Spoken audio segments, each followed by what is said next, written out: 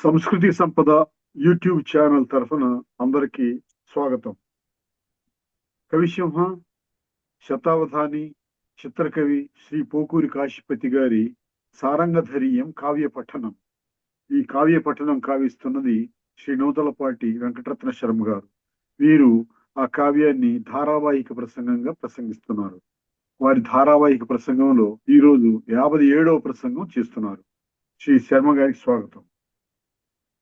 నమస్తే.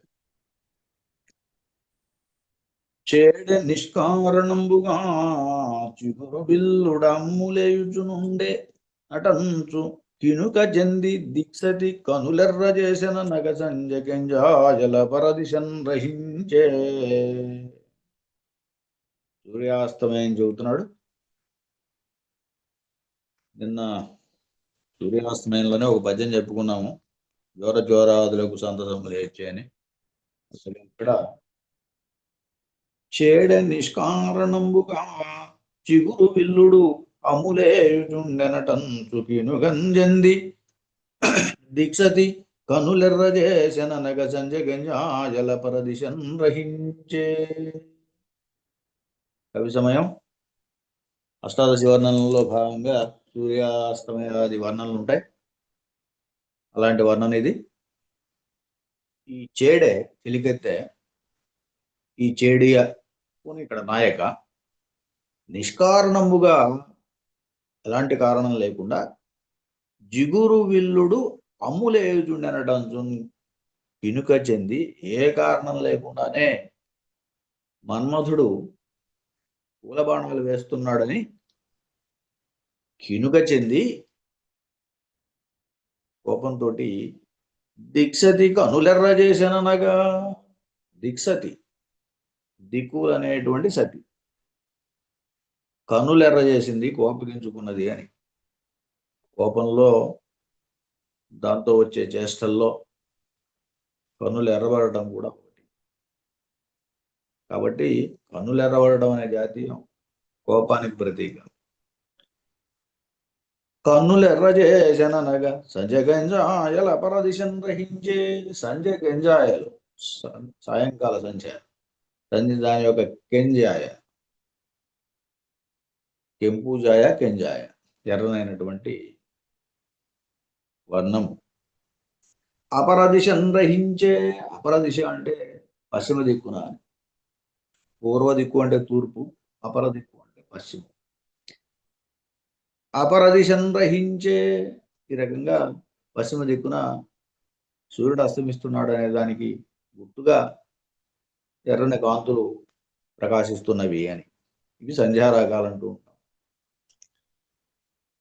ఇది దీనికి కారణం ఏమిటి అని కవి ఊహిస్తున్నాడంటే, మన్మథుడు నాయకుని పూలబాణాలతో నిష్కారణంగా బాధ పెడుతున్నాడని చెప్పేసి కోపంతో దిక్సతి, దిక్కులనేటువంటి స్త్రీ ఇదిగో ఇలా కన్నెర్ర చేసింది అని చక్కని ఉత్ప్రేక్ష ఈ అలంకారం.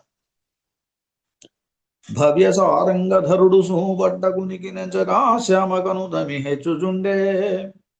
భవ్య సారంగధరుడు సూపట్టకునికి ఎంచగా శ్యామకును తమి హెచ్చుటరుదే. ఈ చివరిలో అరుదే అనే పదాన్ని కనుక ఉండే అనిగా మారిస్తే ఇది ద్విపాది అవుతుంది. దాదాపుగా 2 పాదాలతోటే పద్యం మొత్తం చెప్పినట్టు కనిపిస్తుంది. ఒక్కటే ఒక చిన్న మార్పు ఏంటంటే, అక్కడ 2వ లైన్లో హెచ్చుచుండే అని ఉంది, ఇక్కడ 4వ లైన్లో హెచ్చుట అరుదే అని ఉంది, అంతే తేడా. భవ్యసారంగధరుడు సూపట్టకునికి నెంచగా శ్యామకును తమి హెచ్చుచుండే. భవ్యసారంగధరుడు సూపట్టకునికి ఎంచగా శ్యామకు తమి హెచ్చుటరుదే. సారంగధరుడు అన్నప్పుడు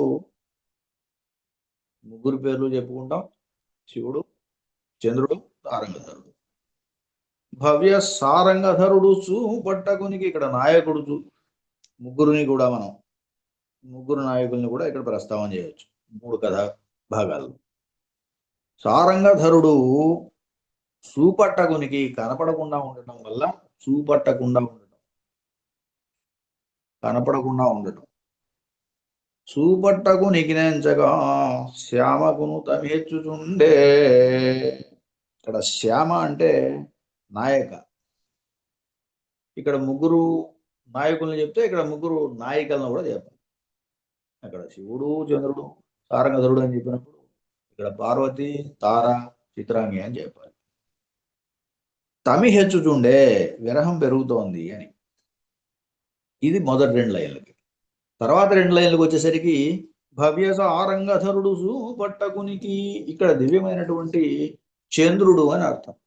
ఆకాశంలో ఉన్న చంద్రుడు కనపడకుండా ఉండటం చేత శ్యామకు రాత్రికి తమిహెచ్చుచుండే. అదిట చీకటి ఎక్కువ అవుతోంది అని. తమి అనేదానికి చీకటి, మౌనము ఇలా రకరకాల అర్థాలు ఉన్నాయి. అందుచేత ఇక్కడ చీకటి హెచ్చింది అని చెప్పడం. శ్యామ అనే దానికి కూడా స్త్రీ అనే అర్థం ఉంది, అలాగే రాత్రి అనే అర్థం కూడా ఉంది. శ్యామకు తమి హెచ్చుటరుదే. చంద్రుడు కనపడకపోవడంతో చీకటికి మరి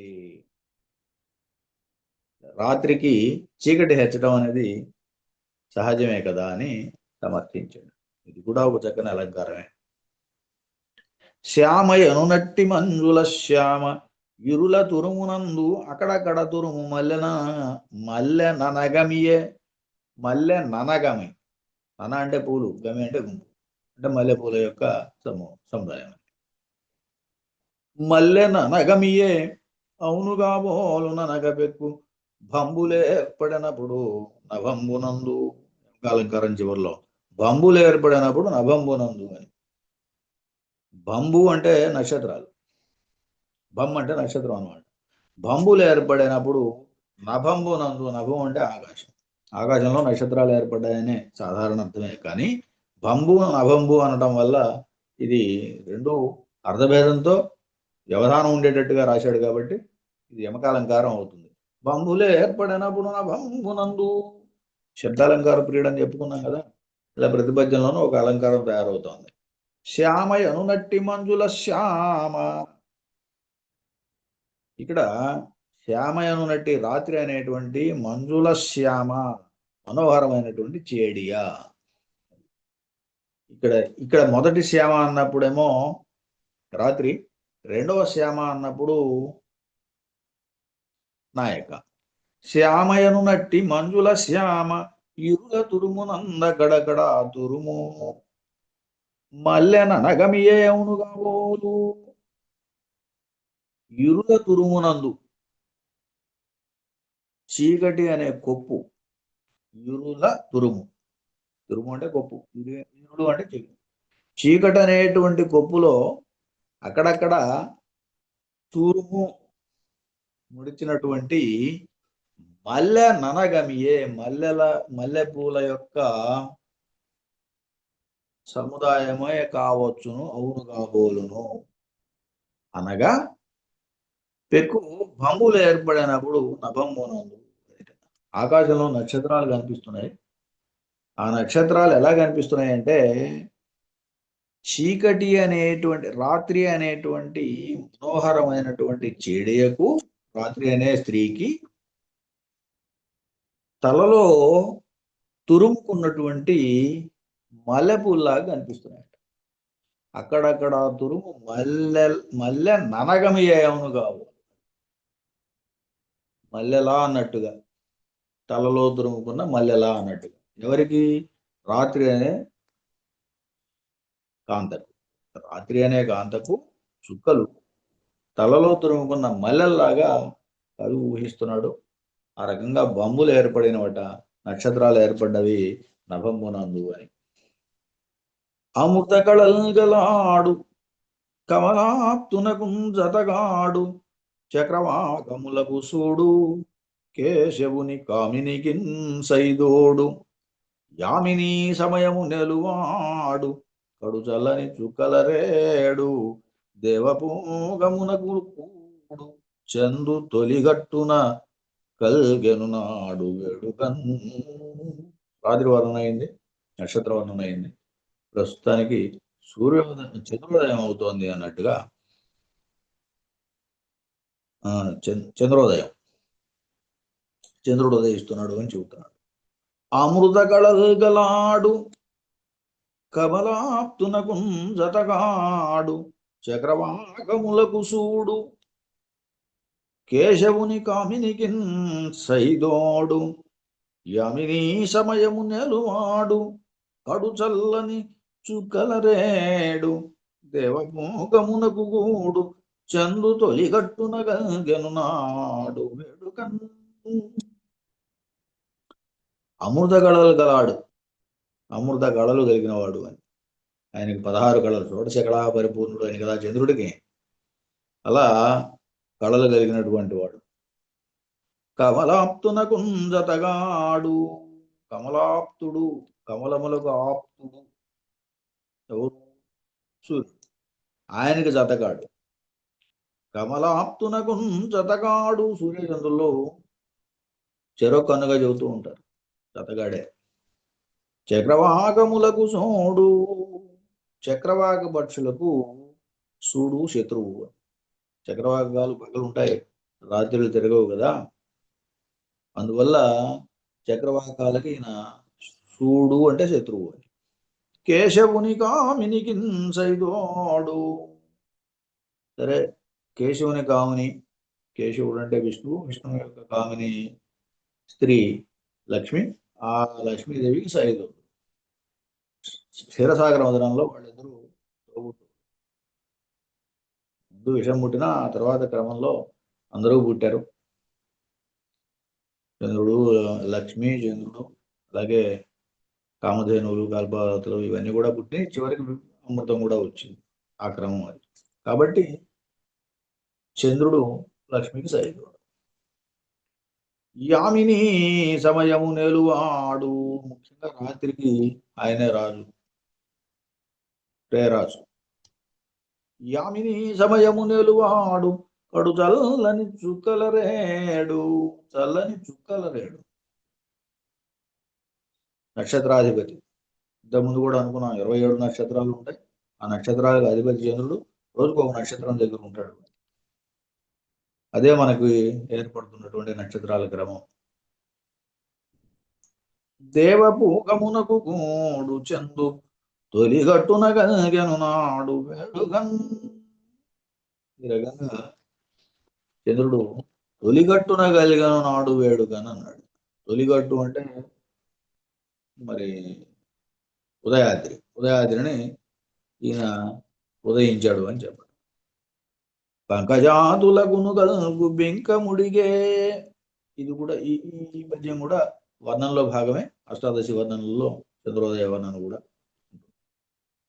పంకజాతులగును గల్గు బెంకముడిగే ఎల్లపర చక్రములను భీతిల్ల సాగే కోలయమునకు శుభములు గూడుచుండే హరయ చల్లని రాజేల అంతే కదా. ఇక్కడ మళ్ళీ ఒక శ్లేష. ఇందులో ఉన్న అలంకారం ఏమిటంటే శ్లేష. 2 అర్థాలతోటి రాయటం జరిగింది. ఒకటి చంద్రుడి పరంగా, ఒకటి రాజు పరంగా. చంద్రుడి పరంగా చెప్పుకున్నప్పుడు పంకజము అంటే పద్మం అని చెప్పుకోవాలి. చక్రము, పరచక్రము అన్నప్పుడు చక్రములు అంటే చక్రవాక పక్షులను చెప్పుకోవాలి. కువలయము అంటే కలువలు అని చెప్పుకోవాలి. అదే రాజు పరంగా చెప్పినట్టయితే పంకజాతులు అనేటువంటి పాపాత్ములు అని చెప్పాలి. పరచక్రములు అంటే శత్రురాజులు అని చెప్పాలి. కువలయము అంటే భూమండలం అని చెప్పాలి. ఇలా అర్థభేదంతో క్లేశ 2 అర్థాలు. దేని అర్థం దానిగా చెప్పడం జరిగింది. పంకజాతులకు కలుగు బెంకముడిగే. పంకజాతులకు కలిగిన బెంకము అంటే పద్మాలకు కలిగినటువంటి పొగరు అడిగింది అని. ఎందుకని? రాత్రి అవగానే పద్మాలు ముగుళిస్తాయి కాబట్టి. ఎల్లపర చక్రములను భీతిల సాగే. సమస్తమైనటువంటి చక్రవాక పక్షులు కూడా భయపడసాగినాయట రాత్రికి. పగలవి సూర్యుని చుట్టూ తిరుగుతూ ఉంటాయి బాగానే, చంద్రుడు వచ్చేసరికి చక్రవాకులు భయపడతాయని. కువలయమునకు శుభములు కూడుచుండే. కువలయములు అంటే కువలయము, కొలువలు. ఇవి రాత్రుళ్ళు వికసిస్తాయి కాబట్టి వాటికి శుభాలు కనబడుతున్నాయని. అరయజ ఎల్లని రాజేలనంతియే కదా, చల్లని రాజేల చల్లనైనటువంటి చంద్రుడు వెళ్తూ ఉండగా అంతియే కదా, ఇలాగే ఉంటుంది కదా అని చంద్రుడి పరంగా చెప్పాలి. రాజు పరంగా చెప్పాల్సి వచ్చినప్పుడు పంకజాతులకును బింకముడిగే, పాపాత్ములైనటువంటి వాళ్ళందరికీ కూడా వాళ్ళ గర్వం అణిగింది అని. ఎల్లబర చక్రములను భీతిల సాగే, సమస్తమైనటువంటి శత్రురాజులంతా కూడా భయపడసాగారు అని. కువలయమునకు శుభములు కూడుతుండే, పరిపాలన సవ్యంగా ఉండి శత్రురాజులంతా దూరంగా ఉంటే మరి కువలయం అంతా శుభంగానే ఉంటుంది, భూమండలం అంతా కూడా చక్కగానే ఉంటుంది కదా. ఆ రయ చల్లని రాజేలా అంతే కదా. కాబట్టి చక్కని రాజు, మంచి రాజు కనుక పరిపాలిస్తూ ఉంటే ఇలాగే ఉంటుంది కదా అని సమర్థన. మహితాంభోజ భవాండమున్ మహితాంభోజ భవాండమన్ విమల వేష్మం వందునన్ వ్రేలున చుండను దర్పణావృతపు విద్యుశ్చక్తి దీపంబు వెల్గ హొయల్మించెడు కాంతి పుంజమను లీలన్ చంద్రికల్ వరివనాడు. అహహా చక్కవక్రందగన్ విరహణీ శ్యామల్ మదిన్ గుండగన్. మహితాంభోజ భవాండవన్ మహితాంభోజ భవాండమన్ విమల వేష్మం వందునన్.